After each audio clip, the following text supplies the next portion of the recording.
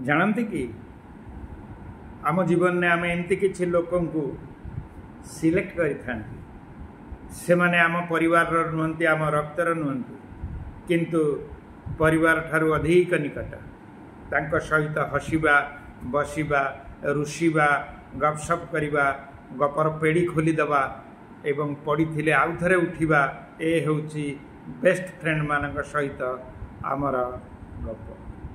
आज 8 तारिख जून national best friend day. यही दिन होउची आपणकर सेही बंधु मानक मने पकेबार दिन। दो फ्रेंडशिप केवल एक शब्द नुहे, यह होउची हृदय एक अदृश्य बंधन। Friendship is not just a word, it is invisible bond of your heart. तेणुकरी बंधुगण आज निजर बंधु को मने पकांतु। आपणकर जीवनर गोटे एमती गोटे मुहूर्त आसी जो आपण क्या कही पार नथिले किंतु अंतर्निहित कथा केवल ही गोटे व्यक्ति बुझीथिले, से ही हेउचंती आपणकर बेस्ट फ्रेंड। 122 वर्ष पूर्वे अमेरिकार एक अपूर्ण चेष्टा कराइथिले एई जनक। से निजर बंधु को दिने नहीं गर्व करथिले।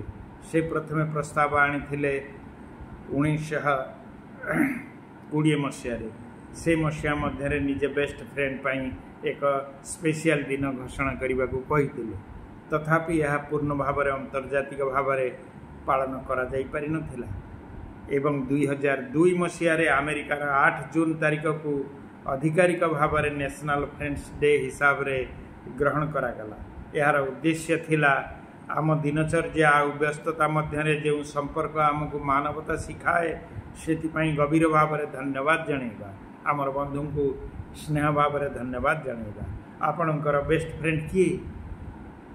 तेणु के आपण निजक अदरकारी बोली भावती किंतु से आपणकर भल को मंद को सबु बेले आपणकर संगे अछंती।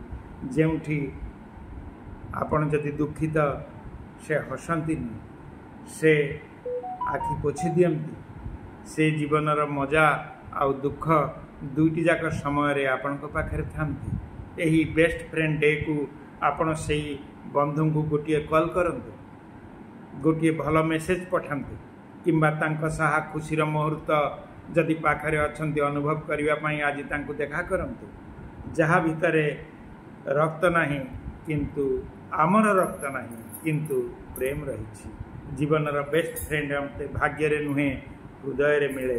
Best friend are not found by chance, they are chosen by our heart. हे प्रिय बंधु को आज ही यार एक मेसेज।